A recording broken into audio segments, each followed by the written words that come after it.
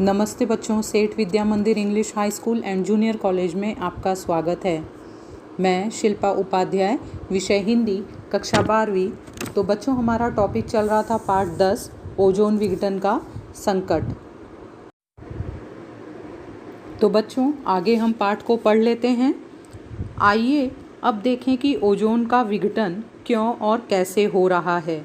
जैसा कि हम जानते हैं कि दैनिक जीवन में कीटनाशक, प्रसाधन सामग्री, दवाएं, रंग रोगन से लेकर प्रशीतक, फ्रिज, प्रशीतक का अर्थ होता है फ्रिज, और एयर कंडीशनिंग वगैरह में प्रशीतन का अहम स्थान है। यहाँ पर प्रशीतन दिया हुआ है बच्चों, तो ठंडा करने की प्रक्रिया। सन 1930 से पहले प्रशीतन के लिए अमोनिया और सल्फर डाइऑक्साइड गैसों का इस्तेमाल होता था, लेकिन उनके इस्तेमाल में अनेक व्यवहारिक कठिनाइयाँ थी। कहने का अर्थ है बच्चों कि 1930 से पहले कूलिंग के लिए या ठंडा करने के लिए अमोनिया और सल्फर डाइऑक्साइड गैसों का इस्तेमाल होता था। उदाहरणार्थ, ये गैसें तीक्ष्ण थी और मानव स्वास्थ्य के लिए हानिकारक थी। यानी ये गैस कैसी थी? तेज थी, जो मनुष्य के स्वास्थ्य के लिए बहुत ही नुकसानदायक थी। अतः वैज्ञानिकों को एक अरसे से इनके उचित विकल्प की तलाश थी जो इन कमियों से मुक्त हो। इस क्रम में 30 के दशक में थॉमस मिडले द्वारा क्लोरोफ्लोरोकार्बन CFC नामक यौगिक की खोज प्रशीतन के क्षेत्र में एक क्रांतिकारी उपलब्धि रही। यहाँ पर क्लोरोफ्लोरोकार्बन जो CFC है, उस यौगिक की खोज किसने की है? थॉमस मिडले जी ने। अध्ययन से पाया गया कि ये रसायन सर्वोत्तम प्रशीतक हो सकते हैं क्योंकि ये रंगहीन, गंधहीन, अक्रियाशील होने के साथ साथ अज्वलनशील भी थे। इस तरह ये आदर्श प्रशीतक सिद्ध हुए। इसके बाद तो प्रशीतन में CFC का इस्तेमाल चल निकला। प्रशीतन उद्योग में अमोनिया और सल्फर डाइऑक्साइड की जगह CFC ने ले ली। इसे प्रशीतन प्रौद्योगिकी में एक क्रांति सी आ गई।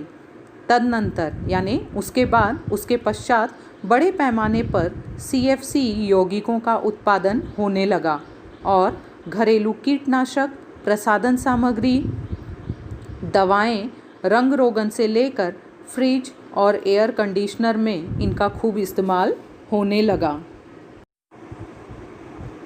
CFC यौगिकों का एक खास गुण है कि ये नष्ट नहीं होते।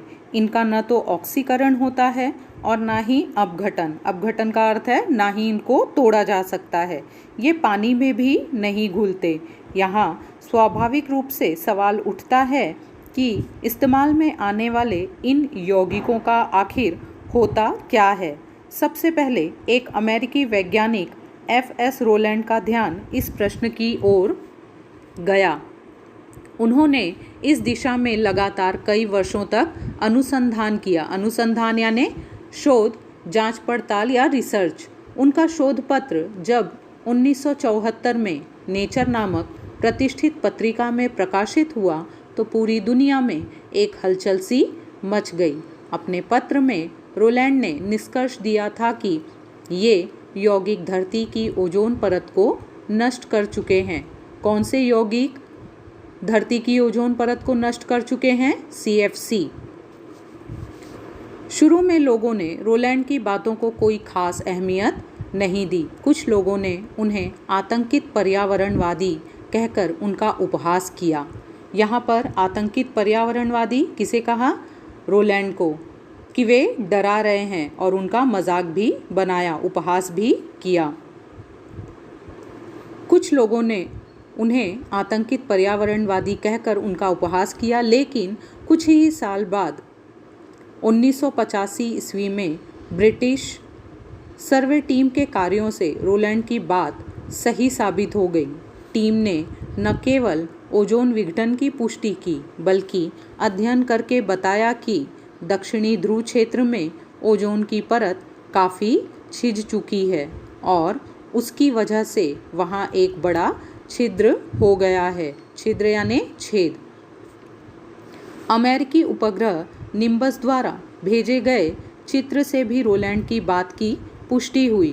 ब्रिटिश टीम ने चेताया भी कि यदि बहुत जल्दी ओजोन विघटन को न रोका गया तो ओजोन परत के छिजने से आने वाली पराबैंगनी किरणों से धरती के तापमान में वृद्धि होगी तथा अनेकानेक तरह की त्वचा संबंधी व्याधियां फैलेंगी।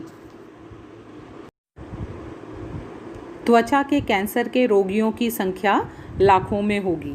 कहने का अर्थ है कि ओजोन की लेयर जो परत है वो कैसी हो चुकी है, काफ़ी पतली हो चुकी है। धरती के तापमान में वृद्धि होने से भूमंडल का तापमान बढ़ जाएगा और इसे ही ग्लोबल वार्मिंग कहते हैं। अब हम बच्चों यहाँ देखेंगे कि CFC जो यौगिक है वह किस तरह से ओजोन को क्षतिग्रस्त करती है। यह हवा से हल्की होती है।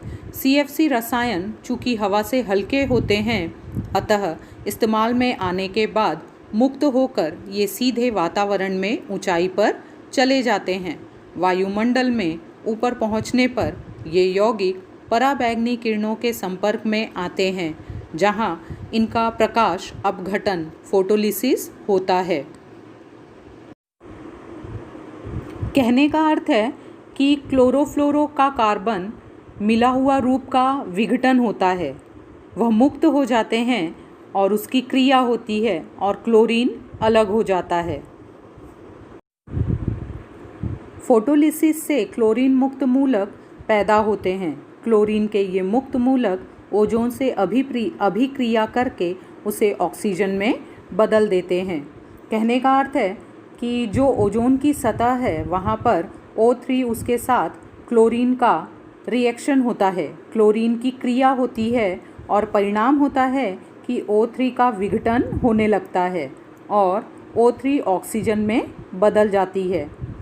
परिणाम यह होता है कि विघटन होने के कारण उसकी सतह पतली होती जाती है।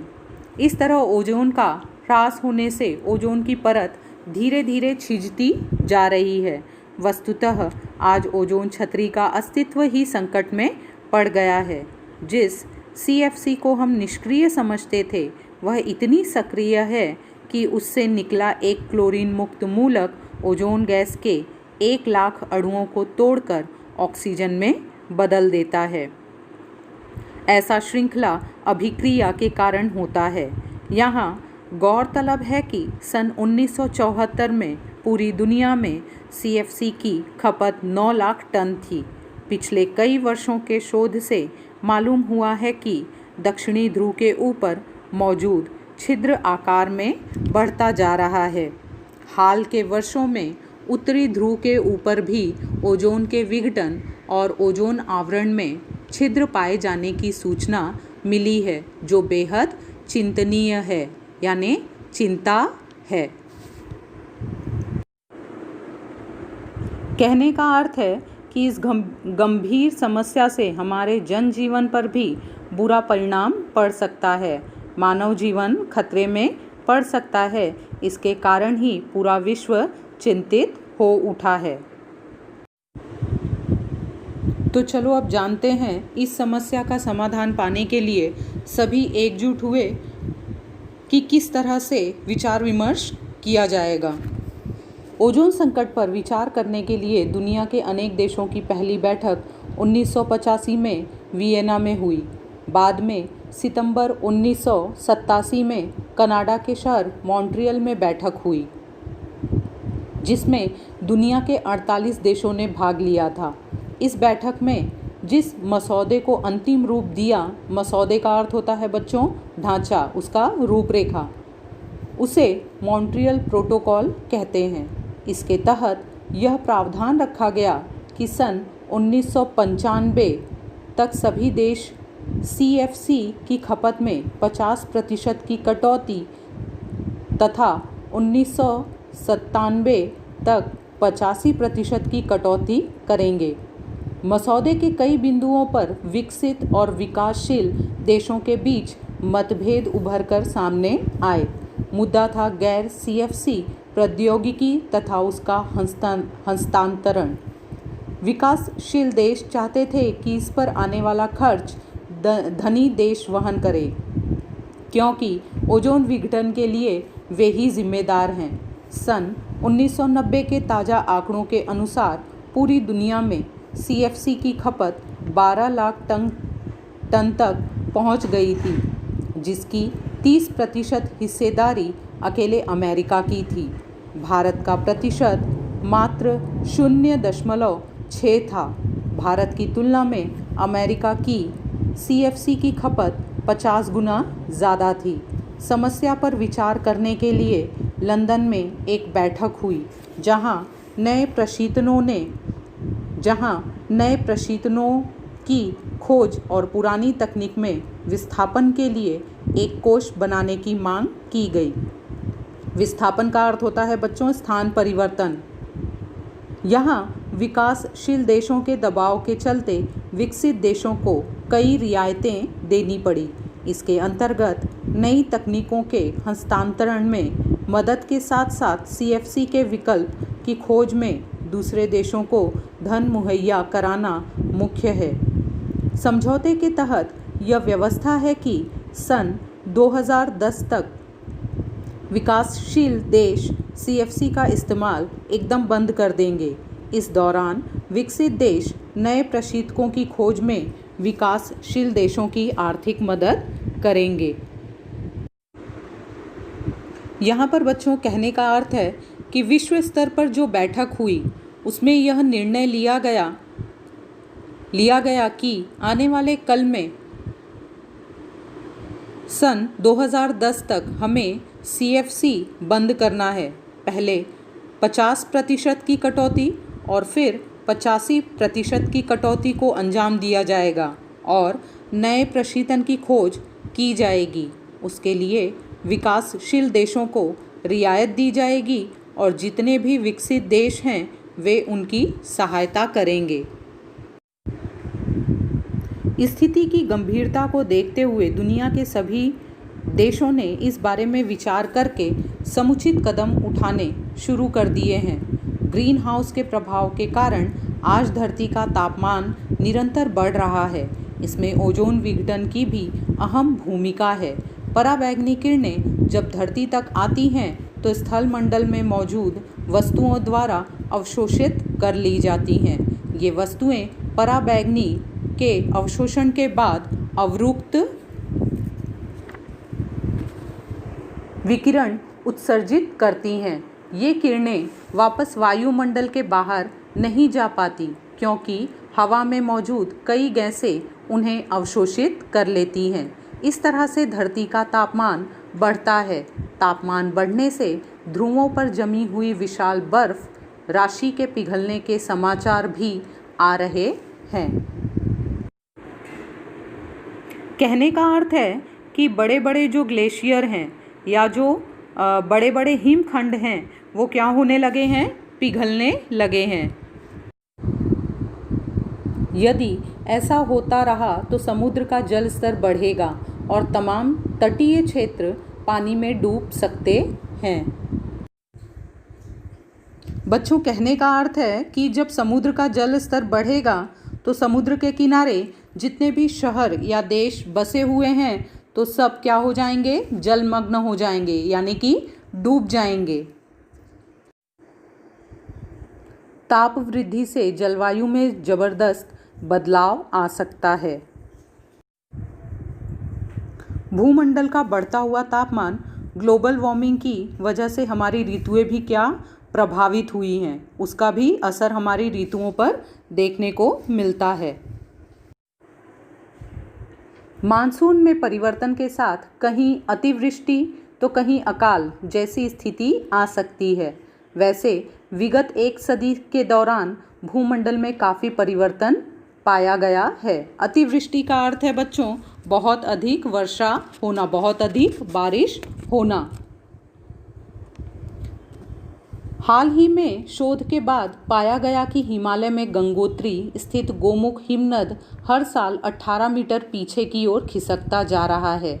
अगर यही हाल रहा तो संभव है कि 21वीं सदी के प्रथमार्ध तक यही हिमनद तथा साथ ही हिमालय के दूसरे हिमनद भी गलकर समाप्त हो जाएं। ऐसे में उत्तर भारत में बहने वाली नदियों का अस्तित्व मिट जाएगा। यहाँ बताया जा रहा है कि जो 12मासी नदियाँ कहलाती हैं, जो 12 महीने उसमें पानी भरा रहता है, वह सूख जाएगी, अर्थात उनका अस्तित्व ही मिट जाएगा और मैदानों की उपजाऊ भूमि ऊसर में बदल जाने से कोई रोक नहीं सकेगा। ऊसर यानी अनुपजाऊ, जहाँ पर खेती न की जा सकती हो। अगर समय रहते इस स्थिति पर काबू नहीं पाया गया तो इसके गंभीर परिणामों से इनकार नहीं किया जा सकता, यानी कि हमें इसका दुष्प्रभाव हमारे जीवन पर देखने को मिलेगा। ओजोन विघटन के व्यापक दुष्प्रभावों के चलते इंसानी सभ्यता संकटापन्न है, अतः ज़रूरत है कि फौरन इससे निपटने के लिए समग्र कदम उठाए जाएं, अन्यथा कल तक तो शायद बहुत देर हो जाएगी। यहाँ बच्चों इस पाठ में बताया गया है कि इस ओजोन विघटन के संकट के व्यापक दुष्प्रभावों से निपटने के लिए हमें ठोस कदम उठाने चाहिए, नहीं तो आने वाले समय में पूरी दुनिया में इसके गंभीर परिणामों से हमें गुजरना पड़ेगा। यह पाठ बच्चों ओजोन विघटन का संकट लोक विज्ञान समकालीन रचनाएं संग्रह से ली गई हैं। तो आइए अब हम पाठ के अंत में शब्दार्थ को पढ़ लेते हैं। सामरिक, इसका अर्थ है युद्ध से संबंधित। विघटन, अलगाव या तोड़ना। प्रशीतक, फ्रिज, यौगिक, 2 या अधिक तत्वों से बना हुआ। मुहैया यानी पूर्ति करना, पहुंचना। दोहन का अर्थ है अनियंत्रित उपयोग। सांद्र, घना, स्निग्ध। प्रशीतन का अर्थ है ठंडा करने की प्रक्रिया। छीजना, क्षय होना, घट जाना। ऊसर, बंजर या फिर उपजाऊ। तो आइए बच्चों अब हम स्वाध्याय के प्रश्न उत्तर को देख लेते हैं। प्रश्न पहला, आकलन। प्रश्न पहला अ, ओजोन गैस की विशेषताएं। तो पहला है यह गैस नीले रंग की होती है। दूसरा, यह प्रकृति में तीक्ष्ण और विषैली होती है, जैसा कि तीक्ष्ण का अर्थ मैंने आपको बताया था तेज। दूसरा, आ, ओजोन विघटन के दुष्प्रभाव। पहला इसका दुष्प्रभाव क्या है? धरती का तापमान निरंतर बढ़ेगा। और दूसरा, त्वचा कैंसर की बीमारियां फैलेंगी। अगला प्रश्न, शब्द संपदा। प्रश्न 2, कृदंत बनाइए। यह व्याकरण से संबंधित है। तो पहला यहाँ पर कहा है कहना, तो इसका अर्थ होगा कृदंत शब्द इसका बनेगा कहने वाला। दूसरा, बैठना, बैठक। तीसरा, लगना, लगाव। चौथा, छीजना, छीजने वाला। तो बच्चों अगला प्रश्न है अभिव्यक्ति। प्रश्न 3 अ, भौतिक विकास के कारण उत्पन्न होने वाली समस्याओं के बारे में अपने विचार व्यक्त कीजिए। इसका उत्तर है भौतिक विकास के कारण पर्यावरण संबंधित अनेक समस्याएं उत्पन्न होती हैं। सबसे पहले शहरीकरण और औद्योगिकीकरण के कारण हमारी वन संपदा नष्ट होती है। वन संपदा यानी जो पेड़ पौधे हैं वो, जिसके कारण वायुमंडल और पर्यावरण प्रभावित होता है।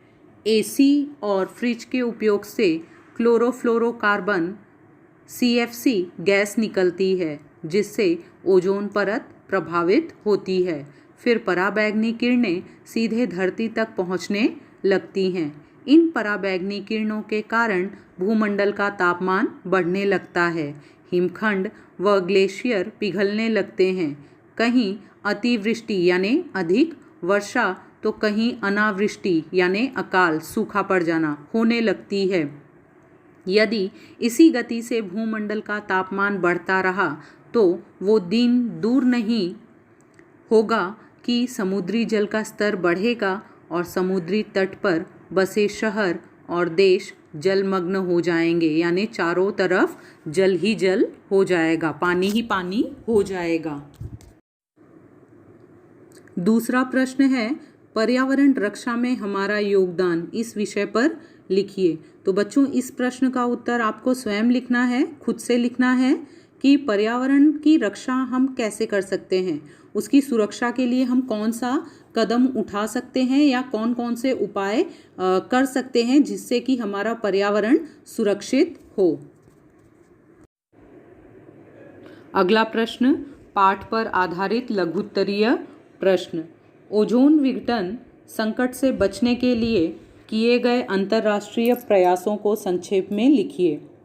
इसका उत्तर है बच्चों, ओजोन विघटन के संकट से बचने के लिए अनेक देशों ने पहली बैठक 1985 में वियना में की। उसके बाद सितंबर 1987 में कनाडा शहर मॉन्ट्रियल में बैठक हुई। इस बैठक में 48 देशों ने भाग लिया था। इस बैठक में जिस मसौदे को अंतिम रूप दिया गया, मसौदा का अर्थ मैंने बताया था आपको, ढांचा, उसकी रूपरेखा, उसे मॉन्ट्रियल प्रोटोकॉल कहते हैं। इसके तहत यह प्रावधान रखा गया कि सन 1995 तक सभी देश CFC की खपत में 50% की कटौती तथा 1997 तक 85% की कटौती करेंगे। उसके बाद सन 1990 के ताज़ा आंकड़ों के अनुसार पूरी दुनिया में CFC की खपत 12 लाख टन तक पहुंच गई थी। इस समस्या पर विचार करने के लिए लंदन में एक बैठक हुई जिसमें नए प्रशीतनों की खोज और पुरानी तकनीक के विस्थापन के लिए एक कोष बनाने की मांग की गई। विकासशील देशों के दबाव के कारण विकसित देशों को रियायतें देनी पड़ी। सभी देशों के आपसी समझौते के बाद यह व्यवस्था हुई कि विकासशील देश 2010 तक CFC का इस्तेमाल एकदम बंद कर देंगे और विकसित देश नए प्रशीतकों की खोज में विकासशील देशों की आर्थिक मदद करेंगे। दूसरा प्रश्न, क्लोरोफ्लोरोकार्बन CFC नामक यौगिक की खोज प्रशीतन के क्षेत्र में क्रांतिकारी उपलब्धि रही, स्पष्ट कीजिए। उत्तर है, सन 1930 से पहले प्रशीतन के लिए अमोनिया और सल्फर डाइऑक्साइड गैसों का इस्तेमाल होता था, लेकिन उनके इस्तेमाल में अनेक व्यावहारिक कठिनाइयाँ थीं। ये गैसें तीक्ष्ण थी और मानव स्वास्थ्य के लिए हानिकारक थी। अतः वैज्ञानिकों को एक अरसे से इनके उचित विकल्प की तलाश थी जो इन कमियों से मुक्त हो। इस क्रम में 30 के दशक में थॉमस मिडले द्वारा क्लोरोफ्लोरोकार्बन CFC नामक यौगिक की खोज प्रशीतन के क्षेत्र में एक क्रांतिकारी उपलब्धि रही। अध्ययन से पाया गया कि ये रसायन सर्वोत्तम प्रशीतक हो सकते हैं क्योंकि ये रंगहीन, गंधहीन, अक्रियाशील होने के साथ साथ अज्वलनशील भी थे। इस तरह ये आदर्श प्रशीतक सिद्ध हुए। इसके बाद तो प्रशीतन में CFC का इस्तेमाल चल निकला। प्रशीतन उद्योग में अमोनिया और सल्फर डाइऑक्साइड की जगह CFC ने ले ली। इससे प्रशीतन प्रौद्योगिकी में एक क्रांति सी आ गई। तदनंतर बड़े पैमाने पर CFC यौगिकों का उत्पादन होने लगा और घरेलू कीटनाशक प्रसाधन सामग्री, दवाएं, रंग रोगन से लेकर फ्रिज और एयर कंडीशनर में इनका खूब इस्तेमाल होने लगा। इस तरह सिद्ध होता है कि क्लोरोफ्लोरोकार्बन CFC नामक यौगिक की खोज प्रशीतन के क्षेत्र में क्रांतिकारी उपलब्धि रही है। तो बच्चों, मुझे विश्वास है कि हमने पाठ 10 ओजोन विघटन का संकट जो पढ़ा तथा उसके स्पष्टीकरण को जाना, वह आपको समझ में आ गया होगा। तो बच्चों, शब्दार्थ के साथ आपको पाठ के स्वाध्याय प्रश्नोत्तर को अपने नोटबुक में लिखना है। धन्यवाद।